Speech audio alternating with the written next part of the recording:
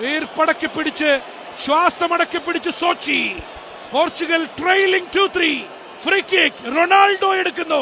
ആ free kick Cristiano Ronaldo.